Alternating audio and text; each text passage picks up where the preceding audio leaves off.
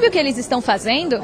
Trabalhando para tentar aumentar o dinheiro de pessoas que, como você, guardaram por muitos anos. São os intermediários, profissionais especializados em finanças, responsáveis pela gestão dos recursos de seus clientes. Você pode contratar o intermediário para administrar suas economias, independentemente do tamanho da sua poupança. Defina o valor a ser aplicado e, a partir disso, esse profissional indicará algumas opções de investimentos de acordo com suas expectativas de ganho e de quando será preciso resgatar o dinheiro guardado. Você poderá escolher investir em ações, fundos de investimentos ou títulos do governo, por exemplo. Mas antes de escolher o investimento, preste atenção às taxas cobradas por esses intermediários e compare-as antes de tomar sua decisão final. Seja qual for a escolha, exija o máximo de informações sobre os investimentos e, o mais importante, que o profissional ou instituição tenha registro na CVM, a Comissão de Valores Mobiliários. Vamos agora detalhar alguns investimentos. Os fundos funcionam como um condomínio, ou seja, vários investidores reúnem suas economias que serão administradas em conjunto. O síndico desse condomínio é o gestor ou administrador dos recursos. Você, em vez de condômino, será um dos cotistas do fundo. O dinheiro desses vários cotistas será investido em diferentes papéis, formando a carteira do fundo. Um dos objetivos dessa diversificação é reduzir o risco dos investimentos. Decidir o melhor momento e as melhores aplicações é trabalho do gestor do fundo. Você, como cotista, deve ficar atento à atuação desse profissional. Uma boa gestão é medida pelo retorno e pelo grau de risco daquele investimento. Não deixe de comparar a rentabilidade de seu fundo e as taxas cobradas por seu gestor com a de outros fundos. Falando em taxas, é fundamental saber quanto o gestor cobra para administrar os seus recursos. Você pagará uma taxa de administração, que é uma porcentagem calculada sobre o dinheiro que você tem aplicado no fundo. Essa taxa é anual. Entretanto, para pagar pelos serviços do administrador, ela é cobrada mensalmente dos cotistas. Você pode estar pagando caro pelos serviços do gestor. Por isso, não deixe de ver se existe uma outra instituição oferecendo um fundo de investimento como o seu, mas com uma taxa de administração menor. O seu gestor também já falou para você de uma tal taxa de performance?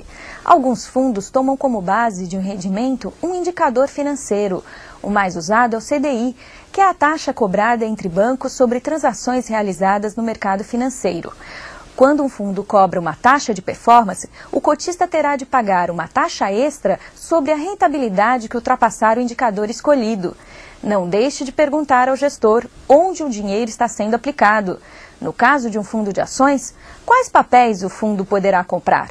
Será que você pode sacar o dinheiro do fundo quando bem entender? Há um mínimo para fazer novos investimentos? E não esqueça de perguntar quais impostos você está pagando ao optar por esse investimento. Vamos falar agora sobre os seus direitos. Antes de investir no fundo, você deve ler 2 documentos fundamentais: o prospecto e o regulamento do fundo.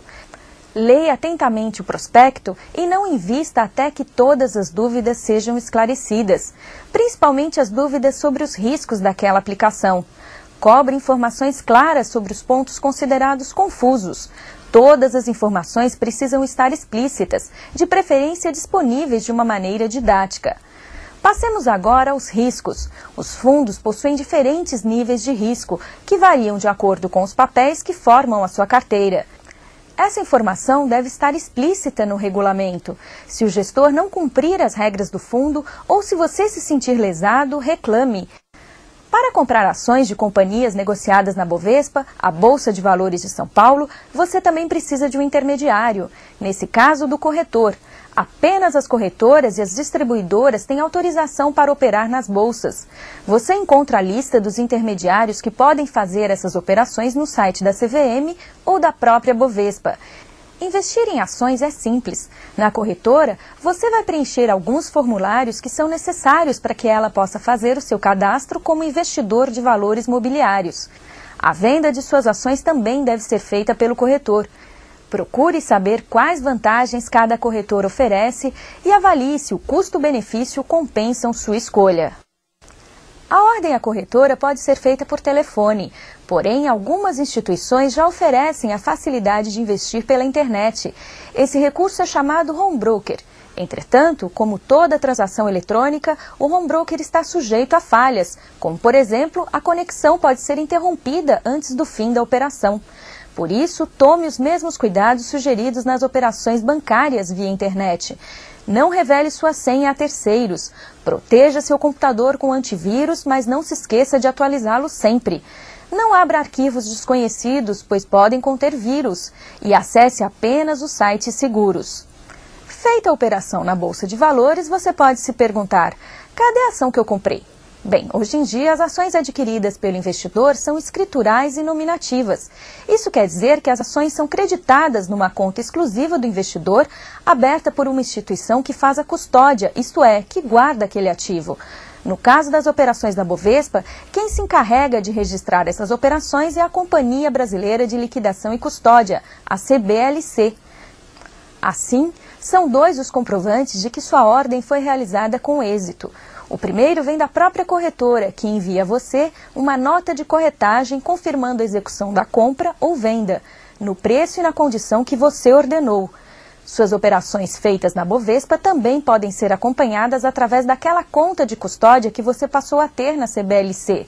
Se as operações foram feitas na BMF, saiba que a Bolsa de Mercadorias e Futuros possui um sistema próprio para custodiar os ativos negociados, de acordo com o tipo de contrato. E atenção, os serviços de custódia têm um custo que, em geral, é repassado pelas corretoras aos seus clientes, fora a taxa de corretagem.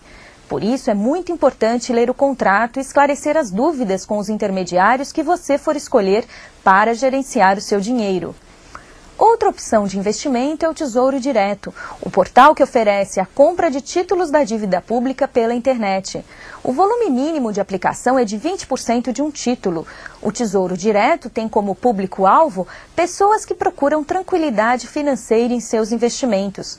O programa permite que você resgate suas aplicações semanalmente pelos preços de mercado. Outro ponto que merece destaque é a segurança na aplicação de títulos públicos, uma vez que o risco inerente a esses títulos é o risco soberano, o risco do país. Antes de optar pelo Tesouro Direto, avalie atentamente as taxas de administração e rentabilidade do investimento. Consulte também a lista de intermediários autorizados a negociar os títulos públicos no site do Tesouro Direto. Antes de investir, verifique se os intermediários que você irá contratar possuem registro na CVM. O prestador de serviços na área de investimentos deve entender e atender às suas necessidades. E lembre-se, todos os investimentos possuem um grau de risco. Não se deixe iludir. Informe-se, avalie os riscos e invista conscientemente. Bons investimentos!